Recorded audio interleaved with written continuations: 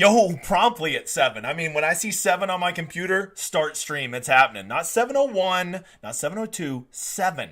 For all of you that don't know, welcome to the stream. I hope that's a lot of you. For whatever reason, this stream picks up more new viewers than anybody. So for all of you that are used to me, you're going to have to hear the 4-minute spiel before I jump into my shit about this week. Because, I'm trying to grow the brand. Chill the fuck out. So for all of you that don't know, I'm the Degenerate 75. I'm a high-limit PGA DFS player who is trying to bring something new to this industry. I am trying to be entertaining and kind of know what the fuck I'm talking about, because I just don't find a lot of that out there, where I find people that are entertaining, but they don't know shit about DFS, and I see people out there that know a lot about DFS, and they're not fucking entertaining at all. I'm trying to marry those two worlds. A little bit about what you should probably expect, because if you're brand new, which I hope is a lot of you, welcome, my buddy. But if you're new, first thing I would say is that, there's no production company here. I have no corporate overlord, so the production value, if you're looking for high production value and fancy shit to happen on set studio, it's not going to happen. There's just a fucking green screen behind me. You're just going to have to deal with that. So I can't really do that, but I promise you I know more about DFS than those guys. Wink, wink. And on the flip side of that, if you were looking for somebody to just spoon feed you picks and give you, hey, bud, this is who you're going to play this week, and you don't want to think for yourself and grow and be your own DFS player, well, then I would tell you to go pay your $75 to those stout sites and fuck off, because this probably ain't the place for you, because here we're trying to help people get better at PGA DFS by doing shit their own way. I'm going to give you a couple pointers of the things that I've learned over these last 5 years of doing this at a high limit, and hopefully you can take those and grow and become your own successful player. Not play my picks, play your picks. That's it. That's what we do here. So go give me a follow right now, because if you don't know, we're probably going to get to 900 subscribers tonight, which is insane, because I got a huge bet with two buddies that I can't get to 1,000 by the Open Championship, and basically they've told me that they want to buy out, and I told them to fuck off at this point. There's no way we're not going to get there, because we're rolling like a runaway train. So we're going to get to 1,000. I would love to get to 1,000 this weekend, because Sunday I am taking off to Las Vegas. Yeah, the big place, Las Vegas, for 5 days, going on a golfing trip with some buddies. I'll be doing some degenerate gambling. Gonna play in a couple World Series of Poker events. It's gonna be fucking lit. And if I have their money, the whole trip is more than paid for. So if we could get me to 1,000 by the end of this week, that'd be awesome. And I'm gonna be doing a whole bunch of stuff this week to try to get some people there. So I hope that'll motivate you. Go turn on notifications so you never miss my streams. We stream on Wednesday night, and now we stream Friday for the live cut sweat. Even for the John Deere, we're gonna do it. You fucking bedwetters. I don't want to hear it. Oh, it's the John Deere. Nobody cares. No, that is such a loser attitude. I care. All the people that are in here care, and all the people that are winning the money at GPPs this week, they fucking care. So quit being a bedwetter. I ain't got time for that shit. We do this is the Showdown Hoedown. So of course we do Showdown features every Friday and Saturday night, focusing on round 3 and round 4. Those are recorded videos. But I am thinking tomorrow I'm going to do a very special prize picks video where I see a huge edge coming up for Friday based on the weather that I really want to be playing some prize picks. So I'm going to start incorporating that in here, maybe bringing in a new audience. I don't fucking know, but I know I've been playing prize picks for 3 weeks and I win like fucking crazy at that, because so much of the stuff you do at DFS directly crosses over to prize picks. So if you're not into that and you like my channel, well, just know I'll probably sell you on it tomorrow. So get ready for that. We're in pod form. If you're not a YouTube kind of guy, go listen to me on pod. I'm getting like triple digits on all my pod downloads, which is crazy because it's just this audio stuck on pod. It's not even fancy or anything. You can go listen to that on Apple, on Amazon, on Spotify. We're on all of there. If you want to leave me a 5-star review on Apple, you see that big ass wheel? See that big wheel? Where's that? Is it right here? This big wheel right here? I can never remember what side it is. If you go give me a 5-star review and leave your Twitter tag on there and say some nice things, you get 3 names on that wheel. And then even after the spin's over, I just give you one on there forever. And what is that wheel? That's to win tickets to play lineups with me. I'm not just going to give you $20 and say, fuck off, peasant. I'm going to DM you. We're going to make lineups together, and we're going to go sweat $1 million at the Open Championship, which is coming up in like 2 weeks. So my giveaways are a little bit cooler than everybody else's, because not only am I giving you a free, a free roll at $500,000, but I'm also going to give you my time and effort and my process to build a lineup with me. I've had about 8 winners so far, and I bet if you polled them, it'd go 8 for 8 on people that liked it. So you should definitely do it. As always, this stream is brought to you by Ranch Water. I'm not always this energetic. I'm a pretty energetic dude, but like that pumps me up to, I think we've agreed on 152%. So I'll be drinking that. Hopefully I won't have to pee. The verdict is still pending on that one. We'll have to see. Hopefully if I start like talking really quick at the end and I just end the stream and run off, you'll know what happened. You'll know what happened. So as you can see, we're going to be doing a big ass giveaway tonight. I'm actually feeling pretty damn generous. I'm probably going to do my one for all the people that are on there. And then I might even do a couple over here in the chat. So make sure you stick around. If you're thinking, oh, my name is on that big spinny wheel right there, I'll do the drawing now. How about, no. How about, because then you'll just leave, you asshole. You're going to stick around to the end. You're going to answer my hard questions. You're going to ask some questions over here in Q&A. And then we'll do the big ass drawing at the end. So that's what we're going to do. That's the plan. Next Wednesday is a bit of a conundrum because people love this stream. They know, don't you fucking make your lineups before you watch this stream. And I can't like get people sold on that idea. And then next week I'm in Vegas, so I'm gonna be like, well, you guys are on your own. I can't do that. Not to my people. I'm way too loyal for that shit. So next Wednesday, am I gonna have the live stream? Yes. Is it gonna be a huge pain in the ass? Yes. Am I gonna be doing it live from my Caesar's Palace room overlooking the Bellagio? Yes. Is it gonna go well? To be determined. But that's the plan. I'm going to be doing this stream right here that you are currently watching. In 168 hours from now, I will be doing it live from Caesar's Palace. It'd be cool if they let me do it like right with a craps table behind me, but it'd probably be hard to hear me. So we'll probably just do it from the room. It better be overlooking the Bellagio. That's the room that I got fucking booked from my host. Ooh, they better not fuck that up. So that's what's happening next Wednesday. Friday is the Cut Sweat Show, probably looking at 4 p.m. my time, but we're going to kind of see. We'll have to watch the weather, so to be determined on that. I think that's it. Come to the Cut Sweat Show. It's growing. We had like 50, 60 people in here last week, not near as many as we keep for this, so I want to see a lot more in there for that one. All right. I think it's that time. I'm really trying to keep this under 40 minutes tonight so we can have more Q&A on the back end. So let me just ask you one simple question, folks. Just one simple question. You ready? Are you ready? Hey, new guy, thanks for being here. I really appreciate it. I'm glad you're enjoying the show. I'm glad you're hanging around. But I just have one simple question for you. Have you made your lineups yet? Yeah, the lineups for tomorrow for the John Deere. Have you made those? Why the fuck have you already made your lineups? What are you doing? What are you doing? Have you seen the potential weather that's rolling in and the wave split? You haven't? Have you seen that Webb Simpson might be 30% owned and you haven't even factored that into your decision making? You haven't? Have you heard about Jason Day's got a stiff back and he might bitch ass withdraw? You have, and you've already made your lineups and you haven't heard of any of those things? What are you doing? What are you doing? This is why you don't make lineups until Wednesday night. You need all the pertinent information, and that's what I'm going to provide to you here. So if you've made your lineups already, shame on you. Now, if you have your guys that you like and those guys you're leaning towards, well, then you get it. But if you've already made up your mind and all your lineups are made and you're just leaning back, enjoying your night, well, then shame on you. You don't get it, bro. So, let's start where we always start. You know what? A dude texted me a question today. He said he'd put it over here in the chat, but I don't want to forget. Some people ask me, why don't you ever cover FanDuel? You're always talking about DraftKings. And just so you know, long term, I have won more money on FanDuel, ROI, I guess I should say. I've had a larger return on my investment on FanDuel than I have on DraftKings. He said, why do you always play DraftKings and talk about DraftKings? And the answer is simple. They have much bigger contests, and I'm a fucking degenerate chasing huge prizes. It's a very simple answer, right? However, FanDuel tends to have smaller prizes because they were late to the game. We're in about like, ooh, is DFS golf legal? Dumbasses. And so now they got so far behind DK, they can never catch up. However, do not let that be lost on you that there can still be huge advantages to be had on FanDuel. All FanDuel golf is, because nobody covers it. I mean, nobody covers it. All it is people go make all their DraftKings lineups, and then they think, hey, I'll just go put those guys in my FanDuel lineups. But if you don't know, FanDuel has way softer pricing. And so the chalky guys over on FanDuel get fucking ridiculously chalky. I'm talking like 50% owned Webb Simpson this week.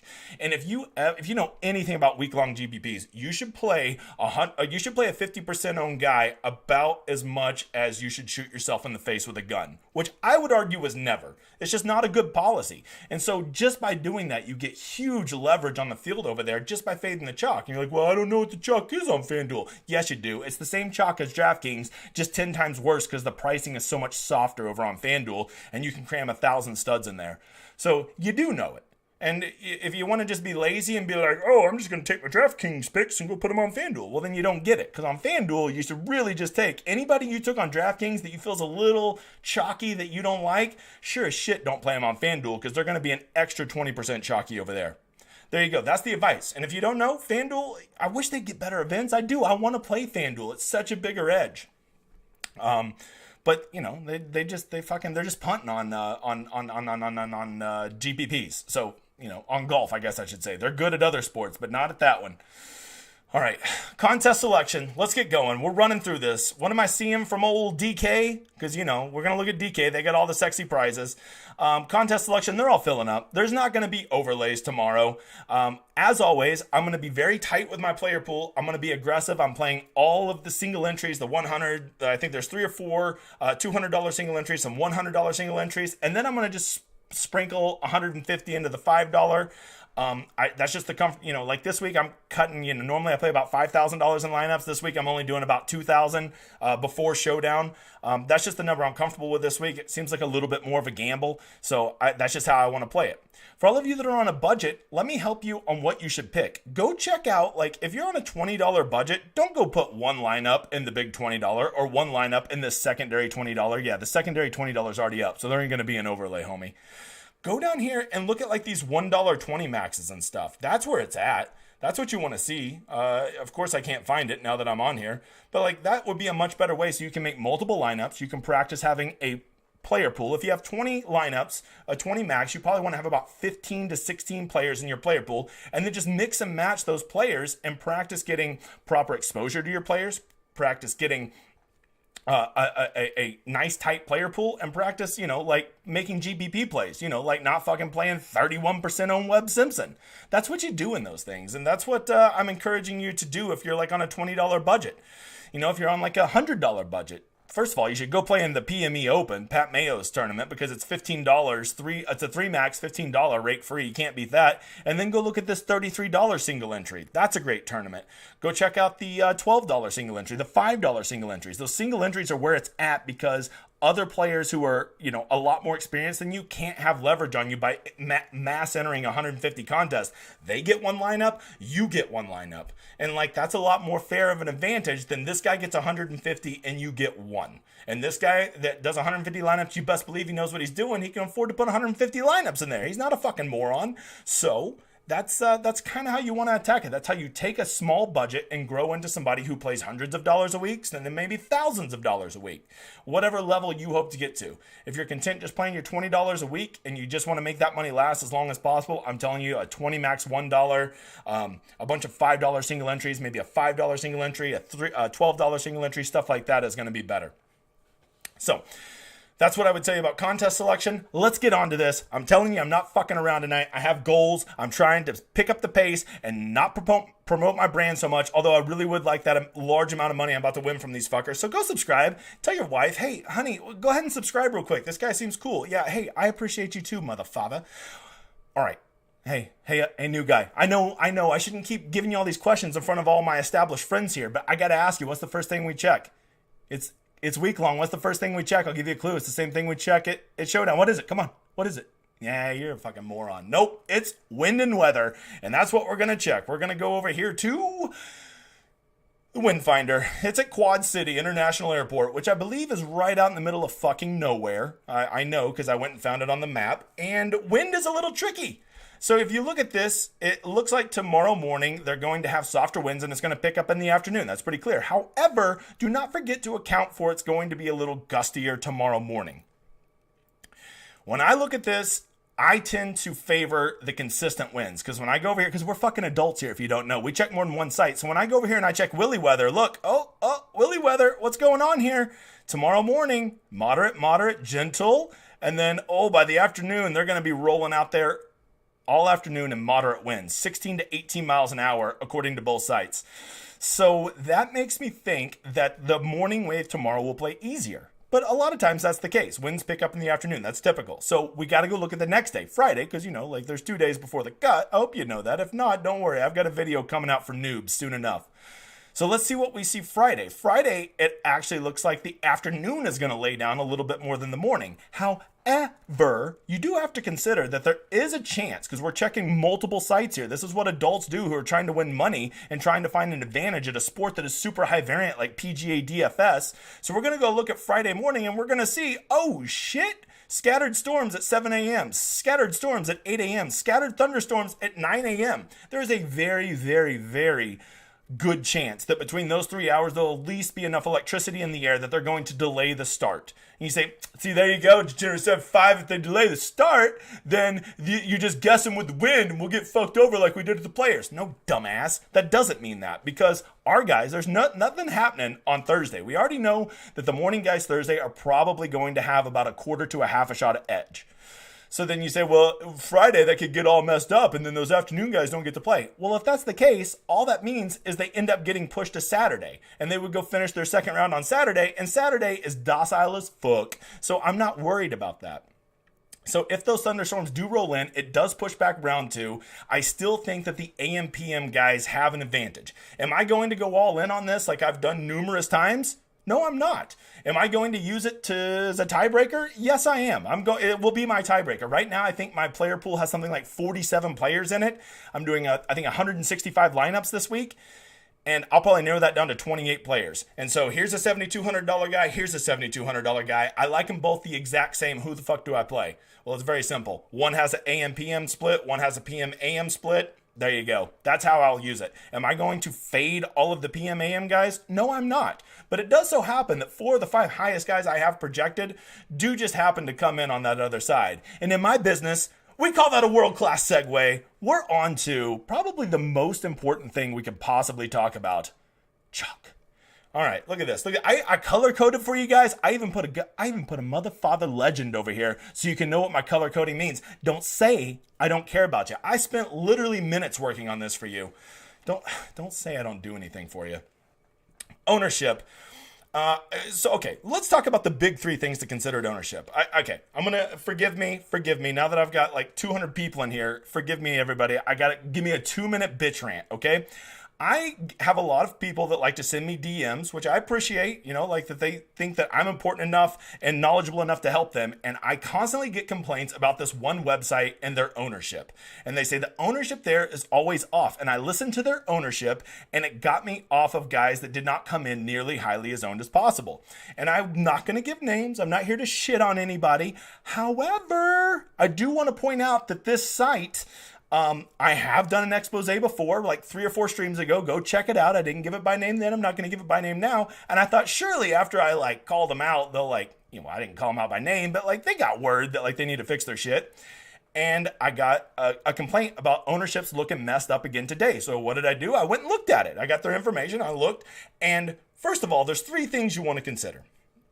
The first one is when you are picking ownership projections, because let's face it, ownership projections for PGA DFS are fucking difficult because we're all just guessing. So the best thing you can do when trying to make a guess over something that is so random is to take it in the aggregate. Okay, forgive me if you don't know words over 7 letters. Aggregate just means on the whole, combining a whole bunch of stuff. So the best thing you can do when looking at ownership is to take multiple sites and look at what they're saying, put those all together, and maybe draw an average. So then you're taking in multiple points of view to consider averages on players, right? That's a good thing to do. But this site is literally just somebody pulling numbers out of their fucking ass. That's it. They're just 23.4. What the fuck? Where do you get this from? So that is not a good way to start. The second thing is, and this is literally second grade shit. So imagine you're we're a data-driven website and you can't even do basic math. When you do your player projections for all 144, 156 players, however many's in the field, the total number of ownership should equal 600. And the last time I did this, their ownership equaled 648. And now they've really improved. It's now 631%. What the fuck are you doing? 631% just naturally means that those 6 spots in a lineup are all naturally going to be inflated by 5%. 30% divided by the 6 spots. 5% just naturally inflated, just random bullshit numbers because you can't get your totals to equal 600. What are you doing? I wouldn't be mad. I'm getting ahead of myself. And then the third thing you want to consider is, if you really want to know if ownership projections are even feasible, you take a player's ownership. Webb Simpson is 10,600. You go multiply it times your projected ownership for him, 30.5%, and then you do that for all of the players in the field. You take all those, you take that total number, and you divide it by 600, because 600% is 100% for the 6 spots, and that number should equal nothing larger than 83.33. That is the average amount you can spend on a player. If all this math is advanced for you, that's okay. You don't have to get it. I get it, and I'm here to hold your hand. But his site equals $8,700. So like the projections are ridiculous because you can't, there's no way those could be accurate because like you'd need $8,700 a player and you only get $8,300. So I can already tell you those are bullshit. Why does this matter? Well, A, people are fucking paying for this content. If you're paying for content, you should have like some expectations that it's going to be decent and that like you can use it. Because if you don't know this, the single most important thing in PGA DFS, without question, is ownership. And if you're getting flawed ownership numbers, you're fucked from the beginning because now you're trying to determine, oh, I can't play that guy at that ownership, but he's not going to be that ownership because it's overinflated because it's some guy pulling numbers out of his ass. You also need to know it because, okay, I am going to eat the chalk on this guy and I want to play at least 2x whatever he's projected at. But if his number is inflated, you're going to end up playing way more of him than you should to get the proper leverage. So all I'm saying is like, you don't need to go call anybody out or shit on anybody. You basically just need to ask for better because you're paying for these services. This isn't some random crumb bum on Twitter with 3 followers throwing these numbers out there. This is something that people pay for. And you should expect better. That's it. And it ain't just this one site. It's a lot of them. It seems like the more you pay, the worse they get. All right, I digress. If you don't like it, fucking quit watching. All right. Here's the ownership, right? I got it labeled donkey chalk for you. But that's a little misleading. This is just the 11 guys. I looked at multiple sites. I factored in 600% for all of them. I multiplied it out to make sure it was 8,300. And I took all of these sites in the aggregate and what I know from 5 years of doing this shit at the highest level about ownership at these slapdick tournaments like the John Deere. And here's what I think the ownership will be tomorrow. Bear in mind, this is kind of an average for like, you know, the big $20. If it is a $200 single entry or a 3 max, they tend to be a little bit higher. Chalky guys get a little bit chalkier in single entries and 3 maxes. They get really chalky when you start getting up into the 555, the 3180, the high level stuff. But let's be real, most of you aren't playing that, so you don't give a shit. So these are the numbers I came up with. You've got Webb. He's going to be the highest owned. I got him at 30.5%. Most of the sites have him more like 27, 28, but I just know that when the average, 50-year-old dude's like, I'm going to make a lineup this week, they're like, who the fuck are these guys? I ain't heard of a one of them. Well, I'm going to put that Webb in there because I know him and he's real good. And so like those guys, there's more of those guys than you realize out there. So I've got Webb coming in higher than you think, probably at about 30.5%. If he came in at 35 in single entry, 40% single entry, would not surprise me a bit. Is that a hard fade? Oh, you'll see, friend. Number 2, I have Adam Hadwin coming in at 23.4%. And that's pretty chalky for Adam Hadwin. I mean, we're treating Adam Hadwin all of a sudden like he's like, what, fucking Colin, no, not Colin Morikawa, who's somebody that's actually good. We're treating him like, who's a really good player? Xander Schauffele. Ugh, can't believe I said that. Okay, now, really, that's the only ones over 20%. That's the only one that's ridiculous chalk. But you do have Patrick Rogers coming in at 19.6, Cam Davis at 19.1, T. Gollett at 18.8, Shank at 17.8. You can fucking see it. It's right here above my shoulder. I can never remember which one I'm pointing at. It's at one of these 2 shoulders right here, okay? I feel like it should be here, so it's probably here. Now, this is an important thing to remember. Everybody, a noob thinks that chalk, oh yeah, chalk is the highest owned guys. No, it's not. I hope you're new, and I hope you've never heard me say this. And if you have heard me say this, I hope you know what I'm already about to say. Chalk is relative. Chalk means you are higher owned relative to the guys around you. That's what it means. So just because you're a highly owned guy doesn't necessarily mean you chalk. And that is why I took the liberty to look at my, hold on, I hope I'm pointing correctly this time. I color coded it for you between good chalk, bad chalk, and chalk. I think that's how you spell I was drinking. Once again, brought to you by Ranch Water. So let's talk about what's bad chalk and why it's bad chalk. First of all, Aaron Rodgers, I have him coming in as the 3rd highest owned player. Well, or not Aaron Rodgers, what the fuck? You can tell I'm ready for football season. Patrick Rodgers coming in at a smooth, almost 20%. Patrick Rodgers, and by the way, he is 6th in my model. You'll see my model in just a second. Patrick Rodgers is coming in. Is that good chalk or bad chalk? That is the definition of donkey ass chalk. Patrick Rodgers blows. He is terrible, and you're going to go pay 20% for him. And let's say this is the 1 out of 10 times a year he actually does well at a tournament. You'd be like, told you to generate 7.5, Patrick Rodgers is the man.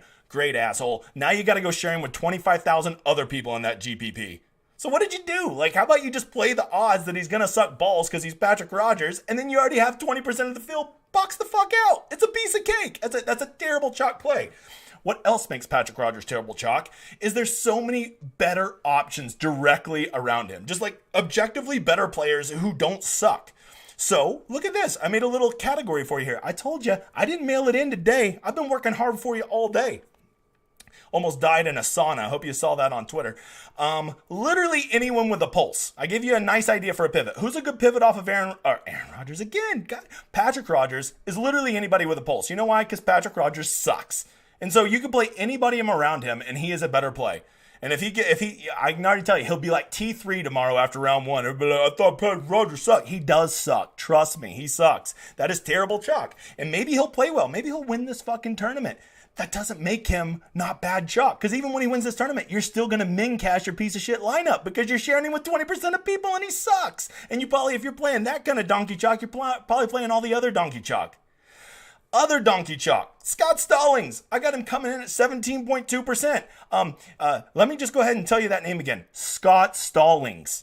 What are we doing? I know this is the John Deere Classic and like they all suck, but like Scott Stallings, by the way, Scott Stallings won my very first GPP I ever had. He was my 1% owned guy that won me the GPP. So he has a special place in my heart. He truly does. Over on FanDuel, by the way. However, he's Scott Stallings. And Scott Stallings ain't that good, especially when you have Christian Bezatin, who right next to him, who's objectively a better player and going to probably be roughly about a little over half of the ownership as him. If you believe that Scott Stallings is twice as likely to outperform Christian Bezatin, please go send me a DM on Twitter telling me you'll give me 2-to-1 odds. I'll bet any amount of money you want that Bez beats Stallings. That's just basic game theory. You're making picks. I'm playing a game. I hope you understand that. And then the last one that is just disgusting bad chalk is Adam Svensson. When you start to get below 8,000 and you see guys creeping up over 15, 16, 17% ownership, red flags should be going the fuck up. And Adam Svensson is a guy that, I get it, he's a good ball striker, but this ain't necessarily a ball striker course. Furthermore, Adam Svensson is a horrific putter. I mean horrific. And do you really trust him to be rolling in a bunch of 10-footers for birdie this week? I don't. But the most important point I can make to you about why Adam Svensson is horrific chalk is there's just such superior options right around him for the exact same price or a hair cheaper. Look, I even listed them here for you. What is it, right here? Right here? Look. Gim, Lahiri, Smalley. All of these guys, in my opinion, are just as good a plays as him that will all come in legit half to a third of his ownership. I mean, that's just crazy. That's crazy. Like, what are you doing? All right, now let's talk about chalk. All right, that's Webb, Hadwin, Cam Davis, Shank, and Hardy. Why are they Well, they're not like terrible chalk because like there's not obvious pivots around them. That's part of it. They are all guys that are objectively good players. However, what I would say, what makes Hadwin and Webb really tricky is here on the Degenerate 75 site, I preach 2x rule. If you're going to play Webb Simpson, 2x what the field plays him, you would have to play him in 61% of your lineups. Do you really want 61% of your lineups committed to Webb Simpson? Or if you play Hadwin, you got to have him in 47% of your lineups. You're ready to commit to Adam Hadwin in 47% of your lineups? Because if you're going to just go play, I'll just play Hadwin in like 25% of my lineups. Congratulations, you're what we call a rake player, and we appreciate you for being the donkey that just pays the DK rake because you have no chance at winning because you have no leverage on any of your players. Cam Davis does seem like a superior talent, just straight talent, to the other players around him. However, there are really good pivot options around him. So that is why Cam Davis at 19%, as much as I may like him, there are superior pivot options around him. That's why I put him as chalk. Same thing with Adam Shank. You're like, hey, Adam Shank's the same price as Svensson. And he's a higher ownership. Why isn't he donkey chalk? Well, he was borderline, but I ended up giving him chalk because Adam Shank just kills soft, easy courses. Adam Shank, I still think, is going to, be checked. His ownership will be checked by Svensson being there. And Adam Shank is just, I just trust him to, go shoot an 8-under tomorrow more than I trust Adam Svensson to shoot an 8-under. And if Adam Svensson shoots at an 8-under tomorrow, he'll shoot a 72 the next day and work it all out. So I'm not that worried about it. Hardy, I kind of like Hardy's recent form. The reason I didn't put him in OK chalk is Hardy is 8,700 and we're used to paying 7,200 for him. So I'm like, is he really an $8,700 golfer? I don't know. Now, these last three guys that I put on here is OK chalk. They're OK chalk because they're not really chalk. When you take in relative to where they're at, the other ownership around them, they're not that high. So if you want to play Tigala this week, I would not call that chalk, even though he's 19%. 19% is not that high when there's only 4 guys over 10K. So if you want to play Tigala, I don't think that's bad chalk at all. I'm not saying he's a good play. I'm just saying that's not donkey chalk. It is a higher owned player, but he's not chalk because people are naturally going to spend their salary. And when they spend their salary, they're going to spend it on the most expensive guy. So he's going to just naturally get ownership. What makes him decent chalk is he's actually a relatively good pivot compared to Webb and Hadwin. There you go. Adam Long. I have him as the 10th highest owned guy, coming in at about 17%. But when you look at all the guys directly around him, Cam Davis right below him, Stallings right above him, he's actually going to be lower owned. And I think he is an objectively better play than those guys. So for me, that is what I would call good chalk or quote unquote okay chalk. It's like chalk that's acceptable to eat. Because a lot of people see 17% and be like, I'm not playing Adam Long at 17%. But all the guys above 8,500 are going to have a certain amount of ownership just because people naturally spend their fucking money. It's not that hard to understand. And then Mav McNeely at 9,500. I was surprised to see him catch so much steam. I thought he was going to be my sneaky play this week. But once again, when people use up their salary, guys over 8,500 are just going to draw ownership. 16.5 is still much lower than a lot of his peers in that area. And I just think Maverick McNeely, him and Scott Stallings played 100 rounds, Maverick McNeely would beat him like 67 of those times. So like the fact that Stallings is going to be more, get the fuck out of here. Get the fuck out of here. So there you go. There's my ownership. You want to see all my ownership? Do you want to see all that? Well, I don't have it. And you're not going to get to see it. Maybe it's coming one day, but it ain't going to be for free, homie. So there you go. These ownerships are well thought out. They are on the aggregate from multiple different sites. They equal 83.33 as the total average per player. And most importantly, they equal, 600 fucking %, which is the easiest math in the world to do. Because if your total for all of your projections are 700%, well, then you're going to get inflated odds, moron. Okay, let's get to my stats. Let's get to the model. Once again, hopefully I'm not running too long. Where am I at? 7:31. Oh, shit, we're running long. Okay. Man, all right, 7:45, I got to get to questions. What does that leave me? 14 minutes. Shut the fuck up. Here we go. Things I looked at. The most important thing I looked at this week, there were a lot of things. Approach. I want guys who've been hot with approach recently. Don't just go look at approach and be like, I want good approach players. It doesn't matter how they were hitting approaches in 2020. I want guys that are doing it recently. So I just looked at the last 12 rounds or the last, essentially 3 or 4 tournaments, depending if they missed the cut. Here's a good one. This is one that really started to grow on me. I want to see guys who play well in easy scoring conditions because I think by and large, like 90% of the time, this course has easy scoring conditions. Sometimes they're moderate. So I want to see guys who've done well on that over their last 9 or 10 tournaments. So 36 holes. Par 4 scoring on easy courses. And this was a really tricky one. No, this isn't it. Oh, yes, it is. Last 24 holes. What the fuck? Oh, here's the important one. Bob, birdie or better, easy on easy courses over the last 36 holes. This one really started growing me because I want guys who know how to score on easy courses. If you just search birdie or better, that's going to be pulling in medium hard courses, easy courses. I want to know just who scores well on easy courses because that's what this is going to be. I want to know who roasts birdie fests. I don't give a shit around the greens. I want to know who does well on bent. I want to just take a peek at Deere Run, who's played well here. And then here was a sneaky one I found from people who finish in the top 10. I've never done this in my model before. Guys who putt well from 10 to 15 feet. And believe it or not, this is going to blow your fucking mind. You know who's really good at this stat?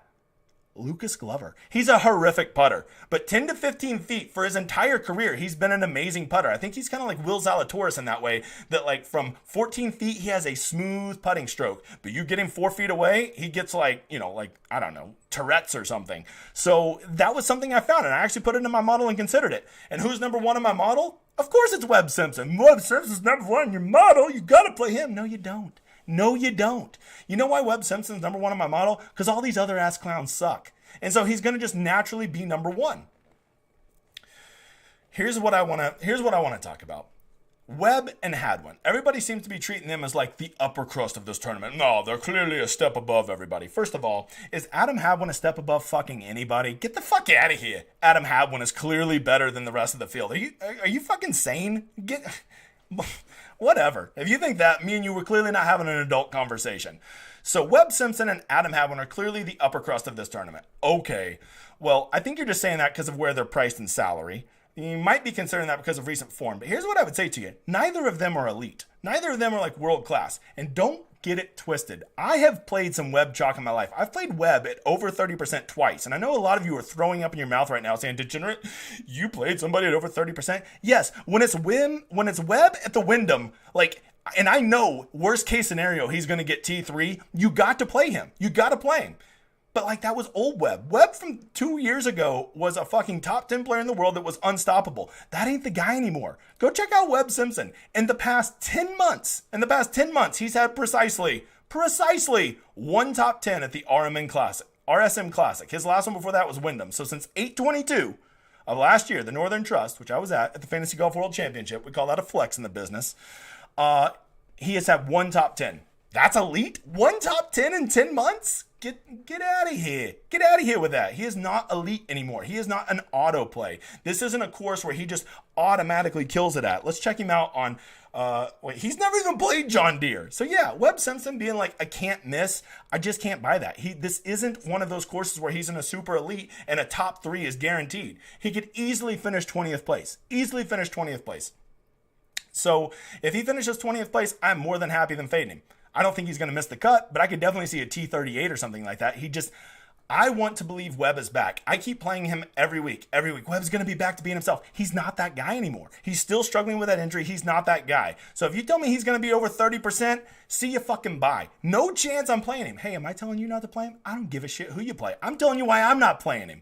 Because if I'm going to play him, I'm going to play him in 61% of my lineups. And I think playing 61% of Webb in my lineups would be equivalent to getting kicked in the nuts 3 times. Without a cup on. Not fun. Adam Hadwin, yes, he's been playing decent recently, but like, are we really convinced that Adam Hadwin is better than Maverick McNeely? Like, who's got the bigger career arc? Like, get the fuck out of here.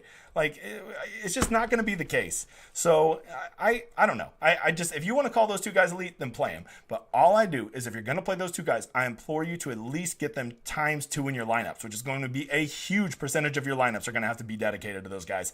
I'm not going to do that. Tigala makes a lot of sense, especially at his ownership. Am I playing him? Maybe not. But I'm not going to talk about every guy. I will tell you, I just start guys I want to talk about because I'm not going to talk about all 148 guys. I got 9 minutes to get through this shit. So, Jason Day. No chance I was playing Jason Day at 10,000. But I saw today that he's back's hurting and he might withdraw tomorrow.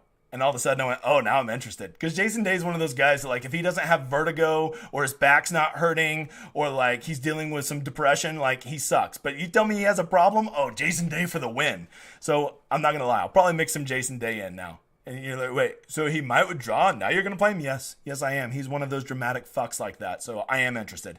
Denny McCarthy, well overpriced. We all know this. However, if he was going to be overpriced and be 8% owned, I would play Denny McCarthy, which makes me want to vomit. But I still have him at like 15%, so I'm not there.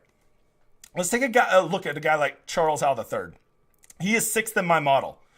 And you're like, oh my God, 6th in your model is so great. But I've learned something from the very first days I started playing PGA DFS. If there is a conservative player out on, I don't mean politically, I mean the way they play, a conservative player out on the PGA, it is definitely Charles Howell III. Charles Howell III, and I have a perfect stat that I found to encapsulate this. Charles Howell III doesn't go pin stalking, right? He's not a guy throwing darts out there and rolling in 3-foot birdies. He hits to the center of the green, gets his birdies on par 5s, and, pars every hole. That's what he does. Greens in regulation, which, by the way, I have greens and regulations gained on here. He's number 1, which totally supports my point. Yet when you go look at birdies are better, he is a negative player. He is a negative player on easy courses for birdie or better gain. What does that mean? That means he just throws the ball at the center of the green, 2-putts everything, and pars it. That's what he does. And so if I'm going to play him, yes, he looks great in a lot of my statistics, but if I care the most about whose approach has been on and birdie or betters recently, I don't care that he's 6th in my model. I'm not playing a guy that I see as conservative. That's the kind of stuff I'm looking at. That's how even when a guy looks good in your model, if you look just a hair deeper, you can see they kind of fucking suck in your model. And Charles Howell III is a great example of that. Bez is popping in my model. No one wants to play him, and I'm a Bez slut. You best believe he'll be getting worked into the player pool. We've already talked about a lot of these guys. We're going to skip them. Brennan Todd, I was like committed to putting in 100% of my lineups this week because he's literally good at everything I want them to be good at, except he's terrible at easy courses. He does not make a lot of birdies at easy courses, which really blew my mind. I always think of Brennan Todd as being good at easy courses, but I went and looked, and he's not. You can have these narratives in your mind, but sometimes there's these things called facts that fuck with them, and like they don't check out. Then you factor in that he doesn't have a good course history here at Deere Run. That made me pump the brakes. So am I going 100% Brennan Todd? No. Lucas Glover, I told you, where's that 10 to 15? Look at that. He's a top 10 putter in 10 to 15 foot putting. Lucas Glover, at a course he's won at, His approach has been great, and he can roll in those 11-foot birdie putts all day. I'm just saying, it's not that bad of an option.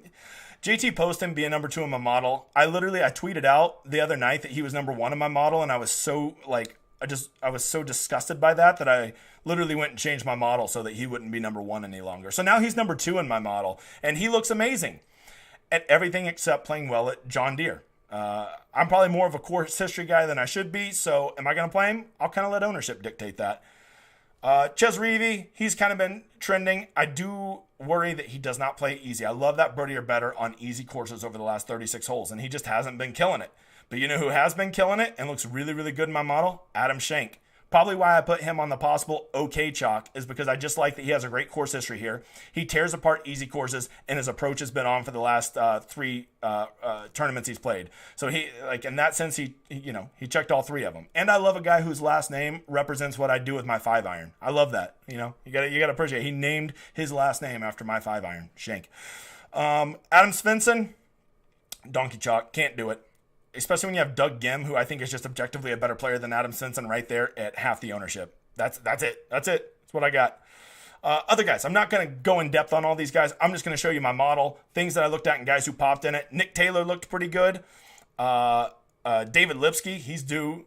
Probably, I shouldn't say this, but maybe my favorite play of the whole week is Mark Hubbard. I love him and his little short putter.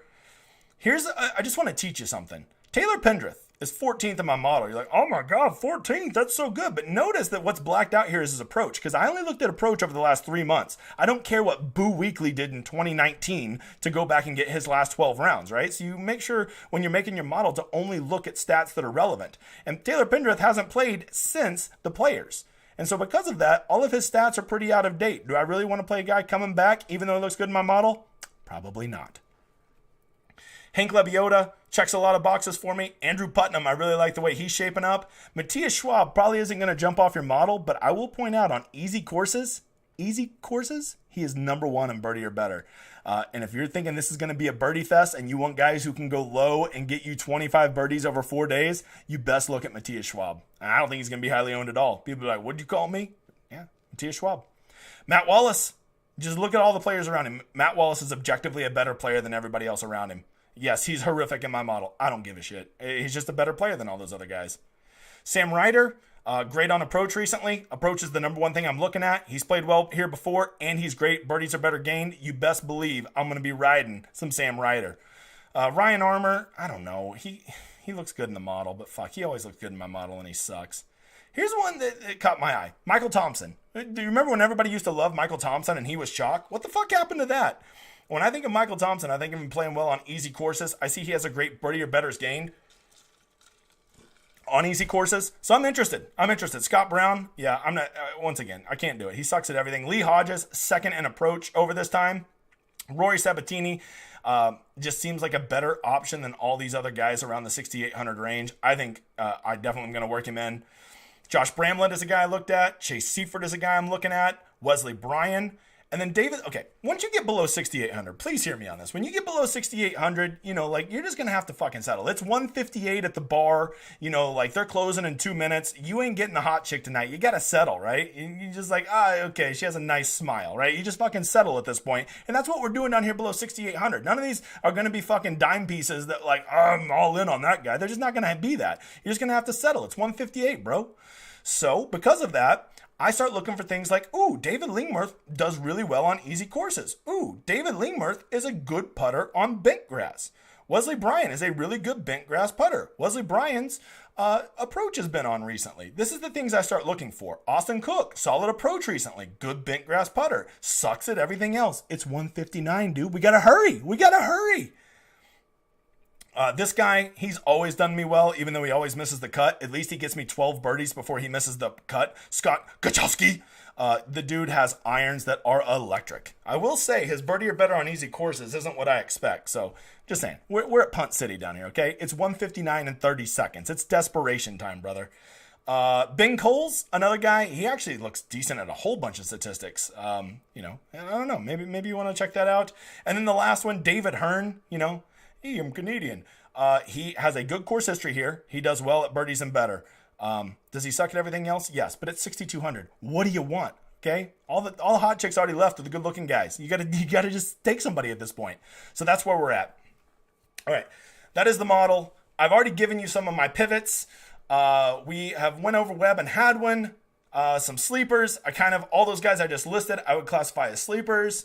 Round one showdown tomorrow. I'm not going to do it. However, I am going to do a special prize pick show tomorrow. So I hope you tune into that. Trying to grow the audience, bring some new people in. Maybe I'll get some of my DFS people into prize picks. Maybe I'll get some of my prize picks into DFS. One guy I am definitely playing this week. Well, I guess I already tipped him. So honestly, I'm starting to get enough followers that I'm becoming that guy that can actually move the needle. So I'm already fucking hating that I'm doing this. The one guy I am definitely playing this week, I already said him, so I might as well go with it. Mark Hubbard. He doesn't seem to be catching as much momentum as he should for how good he is. What a great course fit he is. He checks every box I want. Mark Hubbard. That's the one guy I'm definitely playing. The one guy I'm definitely not playing. If you don't know this new guy, you haven't been fucking paying attention. I will not play Webb Simpson. You could buy my lineups for me this week, and I would not play Webb Simpson. No chance, because I like to do this weird thing. It's called fucking winning, and you're not going to win with Webb Simpson in your lineups. I mean, maybe you will, but when he gets T38, you're done. Get the fuck out of here, especially with your 61% of lineups because you're playing times two. Times two ownership, brother.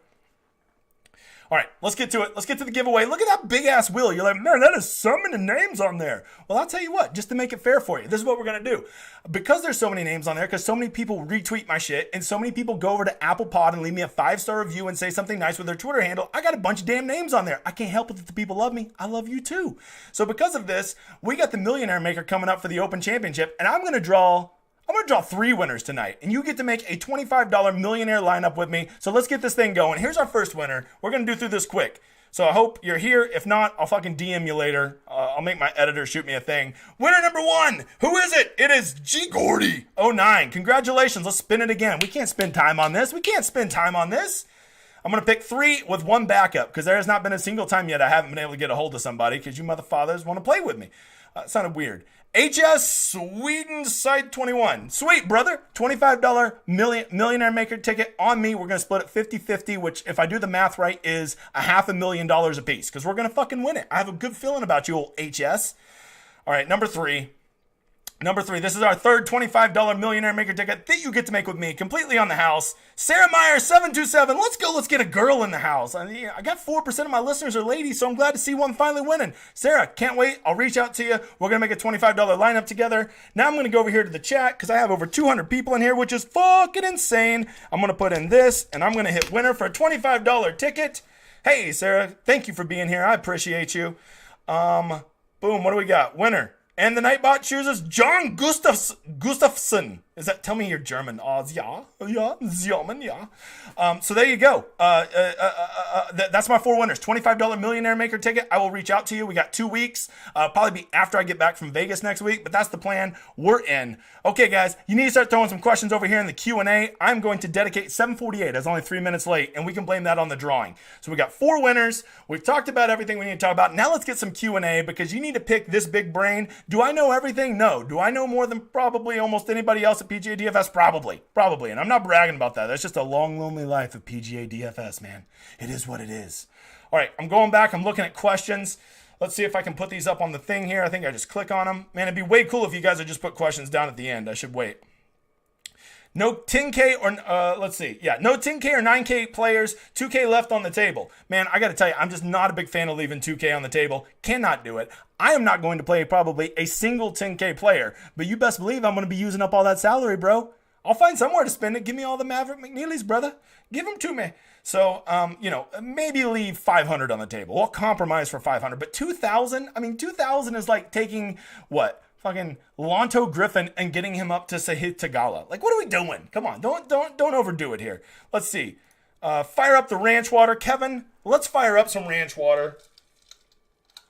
Is that Topo Chico and tequila?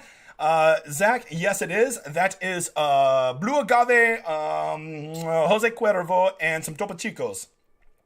I'm all over this week. Oh, sorry, I gotta start clicking on it. I'm all over this week. Just since the opportunity for those. Hey, that's a great point, Bates. R Bates. You guys got to remember that everybody's like, I'm taking this week off. Guys, this is where the edge exists. This is why I love the fall season. Everybody's focused on NFL. Nobody gives a shit about the RSM or fucking the Shriners and all those tournaments that are happening in the fall. And that's where the biggest edge exists. That is my highest ROI every year is in the fall season because no one else wants to go fucking grind these slap dicks and find out about them and play the leverage game. They want to make their football lineups and not worry about golf till January. Okay, great. That's more advantage for me. These are the weeks you should take the serious. Matter of fact, if you're ever going to slow down on a week, you should slow down on the major weeks because that's when everybody is putting out quality content and everybody's giving it their best focus. So, John Deere, I'm all in. I'm playing it.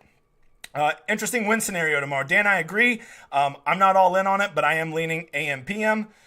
How does Friday Rivers look, or how does the Rivers look for Friday? I don't know. Reverse. I don't know what the hell you're saying. I'm sorry.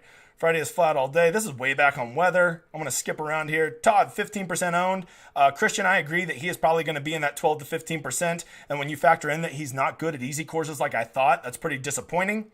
Sorry, I'm late. I'm watching GS Luke. He just ended. Oh, no. You leave Luke early to be here, sir. Luke's my friend. He'll understand. Let's go. Thank you, Mr. Baum. Being preemptive. One guy I'm definitely not playing this week is Webb. One guy I'm for sure rossing is Adam Long. Did you just try to guess my shit? Because you were half right and you were almost 100% right. But you're wrong because you're a loser like Rory. Make your own picks. That's it, man. Make your own picks. If you came here for picks, it's the wrong fucking show for you, brother. What's greater, the number of ounces of ranch water you're drinking tonight or the score under par this week? Oh, probably how much ranch water I'm drinking. I might be a little biased in the answer because I really got to pee right now. Griffin and Lashley are the plays for me this week. I really like Lonto Griffin. Nate Lashley, I can see. I don't know. A chalky Nate Lashley is something like getting a finger to the eyeball. It just rubs me the wrong way. What happens in Vegas stays in Vegas. Well, what happens in Vegas is me shooting probably a 97 and breaking some fucking clubs. So I hope that stays in Vegas.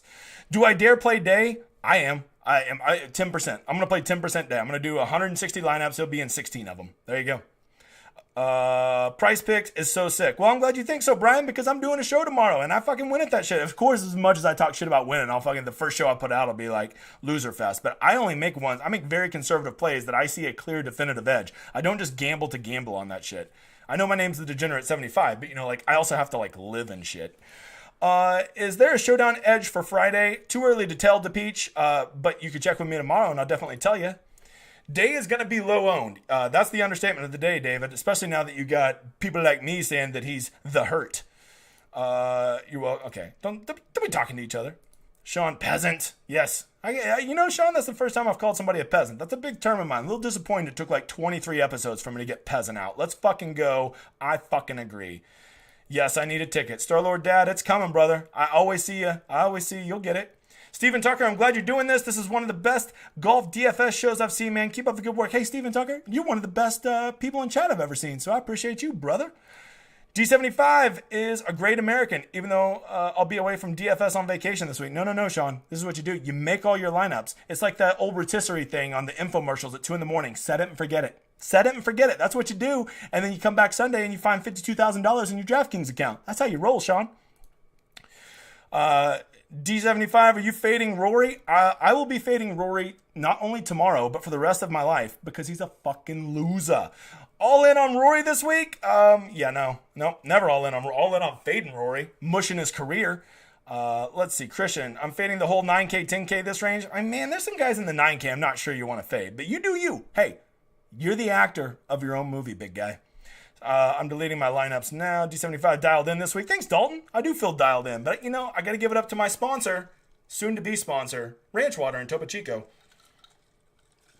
David Irwin, I bet the optimal this week leaves something like 3.5K on the table. David, I bet if we ran the optimal after round 1, that will be spot on. The good players over time will kind of start to merge up the leaderboard, but there will be 3 guys below 6,800 that finish probably in the top 7 to 10. I would agree with you, sir. I didn't even have that up there. Anybody else starting with Hal? You could. Conservative wiener. As soon as I say that, he'll shoot great. Don't not play guys because I said something. I'm fucking wrong all the time. I just got a style that works for me called people that play PGA DFS are fucking morons, so I'll just do the opposite of what they're doing, and it tends to work out a good 2 to 3 times a year. Damn it, you made me horrible for trying to be proactive. That's how I roll, bro. I'm playing Yahoo. Tiny contest, but learning there. Hey, nothing wrong with that, man. As long as you're comfortable with what you're wagering, do it. Let's see. I don't play FanDuel because of the payouts. Well, I mean, $20,000 to first, David, over in their main $7 contest this week. Let's not play. You win $20,000, you're going to be fucking, like, jumping around your living room. Don't play. Don't play. Place an outright on Nick Hardy. I'll be rooting his ass on this week. Well, a good thing. If you already put a bet on him, just fade him in DraftKings. And if he wins, you're going to be happy one way or the other. And now you don't have to play that donkey chalk. I guess he was chalk. Christian Smith, fade or not fade Lowry at the Irish Open? What? Oh, fuck. I don't know. What's the Irish Open? I don't know. Play the whole narrative. Shane Lowry in Ireland. He's got to do well. Boys, oh yeah, go hit the like. Thank you, dude. Yeah, go hit the like for me. If this don't get 200 likes, I'm going to get butthurt. I want to see likes. Because, like, you know, that's what draws people in here. There's going to be some guy who's going to click on this video tomorrow and be like, who the fuck is this guy? And, like, they're going to see, oh, I had 250 likes, then he must be okay. So go drop me a like. Best advice I've taken away from you, just play in the higher stakes single entry GPPs. Yes, it's very good. It's a very good strategy, especially if you're willing to play some really nice pivots up there. Because when you start getting into the $100, $200, $3,000 single entry, those guys get conservative as fuck. They just go straight Charles Howell. They ain't even trying to hit birdies anymore. They're just trying not to fucking bogey.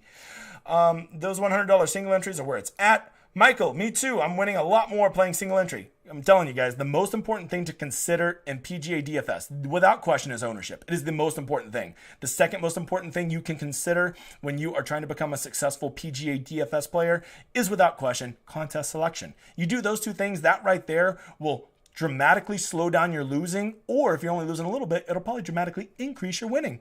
What a thought. Weather. Thank you, Frankie. Michael Walton, yes, sir.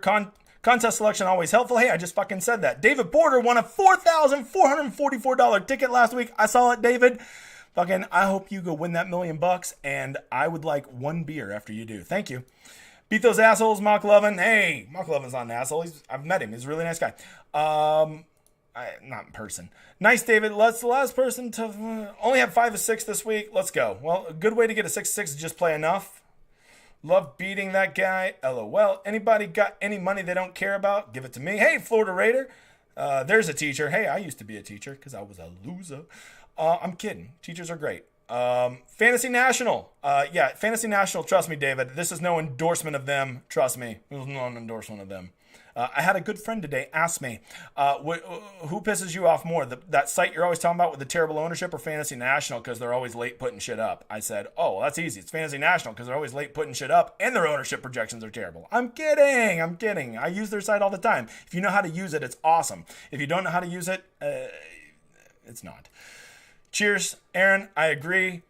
His site's got to be awesome. I don't know. I'm not giving any names. Expensive to sub to that site as well. Yeah, go give your $75 to somebody and tell them to make your picks for you. TJ Tony, unfortunately, all I care about is my money. Tommy, TJ, don't talk to other people in here. Hey, that's one of the. I know that guy. I'm gonna beat him at golf. I had trouble with Leishman on RRG last week. Yeah, no comment. I hate myself for this, but Champ is gonna be like in all of my lineups. I don't care if he missed 1,000,000 cuts. Man, Cameron Champ, he'll miss the cut. He'll go +6 tomorrow, or he'll win this fucking tournament. I agree. I got to play him. And it's more of a FOMO thing, and I'm not even that worried because I'm only going to play him probably 15% of my lineups, and I'll easily be ×2, ×3 on the field. So I'm with you there, Caleb.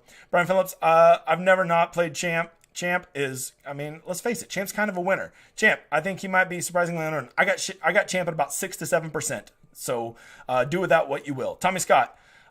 Chump is Donkey Chalk. I believe he means Champ, and if you think Champ's going to be Donkey Chalk, sir, I believe you're Donkey Chalk. Caleb, I'm seeing a lot of 3 to 4% for Champ. Yeah, that's more accurate than him being Donkey Chalk. Let's see, Aaron, A-Rod, I don't know what the fuck that means. Derek Phillips dead. I'd rather drink Mercury than play Rogers. Amen to that, Rickroll, 80-24. This man gets it. The day you ever see me play a 20% owned Patrick Rogers, I will let you have me a free punch in the jaw. One punch of the bracket you can have on me. I've never heard of Patrick Rogers until this week. Well, there's probably a reason, because he fucking sucks. There you go. He's like Rory if Rory only fucking sucked. Like, just, you know how Rory always has 2 good rounds and 2 bad rounds? Patrick Rogers is just always the 2 bad rounds, plus another 2 bad rounds, because he sucks. By the way, he's going to win, because I'm talking so much shit, I can already see people reposting this shit at me. I don't care. I don't give a fuck. Why is Patrick Rogers Donkey Chalk but not Cam Davis? Because Cam Davis is cheaper. Cam Davis is a world-class upside talent, whereas Patrick Rogers' upside is like fucking mediocre to average. That's why. Cam Davis has true elite upside. It's a very good question, Jordan. Sorry, I should have put that up sooner. Billy, okay, he's answering other people's questions. At the Barbershop Fan, 675. I don't know what the hell that means. Pendrith, a good pivot. Yes, I do like some Taylor Pendrith, because there's this whole narrative. He hits the ball far, and you don't need to be good off the tee here. And like, when there's stupid fucking narratives like that out there, just go play them, because like, that's just people fucking projecting what they think the course should play like and who should be a good fit on it. And let's be real, they don't fucking know.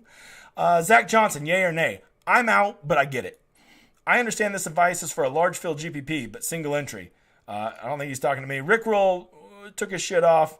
Tigala, terrible play. Look at the turning results. Man, Tigala, though, he just has that elite upside. And that's just something you have to factor in, because a lot of these guys, you don't know if you're going to get their A game, they're really motivated, or you're going to get their slapdick C- game. And if Tigala has his A game, I truly think he has more talent than any other person in this field when he has his game. There you go. I said that's a bold fucking statement, and I stand by it. I stand by it, even over Webb. You want to fight? Come on. I'm a big mofo. You don't want none of this. Single entries. I will play some chalk. Okay, that's cool. Just make sure to make a couple pivots. He definitely struggles. Okay. David, yes, struggles like never made the cut. Granted, the sample size isn't that large. Probably like one. David, you're being dramatic. Not playing defending champion Lucas Glover. Oh, I'm playing old Lukey Gloves. When I found that one statistic that 10 to 15 foot putts matter here, and for some reason he's good at that, I was like, that's all I needed. Because he really has been. His approach has been back to being like Lucas Glover. Like, he's sticking those approaches like his wife sticks fist in his face. Lucas Glover equals Michael J. Fox. That's not nice. I would say, I don't know if I agree with that. On short putts, LOL. Okay, now that one I do agree with. All in on how ownership is good, play good. All right, do it. Hey, if I shit on him, that just means he's an extra 25% more likely to smash. The millionaire looking good. I assume you're talking about the millionaire maker next, or 2 weeks at the US or the Open Championship, and they never look good, brother. I'm eyeing Hal too. Get in there. Get all the donkey chalk on Charles Hal III. I'll gladly fade him. Anybody got that? I just made it up. I don't know if that's his nickname. Not sure what the fuck you're talking about. R. Bates, Thurston. All right. We're running out of questions here. I see a lot of people talking to each other. Not a lot of questions. I got to pee, so like I'm just going to scroll down. If I don't see a question, I'll just, hey, Wesley Bryan. There we go, John. You're with me. Canadian is winning this week. Yeah, his name's David Hearn. If that happens, you owe me $20. I don't know why, but just roll with it. All right, let's see. So just to, Grillo. Yeah, I kind of like Grillo. I think I'm going to play him. I unstarred him because I had nothing fascinating to say about him, but I'm on board with some Grillo. Didn't I hear a take that Ryan Moore? Did I miss that? Yeah, Ryan Moore plays well at wedge courses, and you got a lot of short shots in here, but Ryan Moore fucking sucks. As a guy, he's like Kyle Stanley to me. I've lost more money on those two fucks than anybody, so I'm not playing him, so he'll win. Cordell. I missed a lot. Do you like Nick Taylor? Hey, Cordell, go back and watch the replay, man. This whole thing, as soon as this ends, will pop up as a video. You can go back and watch from the start. I think you can actually just rewind from the start here. I don't know. I fucking can barely even start these things, and I have my mute button on half the time, so don't fucking ask me. 2 more questions. Saw he putts well here. Who putts? Nick Taylor? Let's go. I go look real quick. Nick Taylor. Where are you at? Nicholas Taylor. Nick Taylor.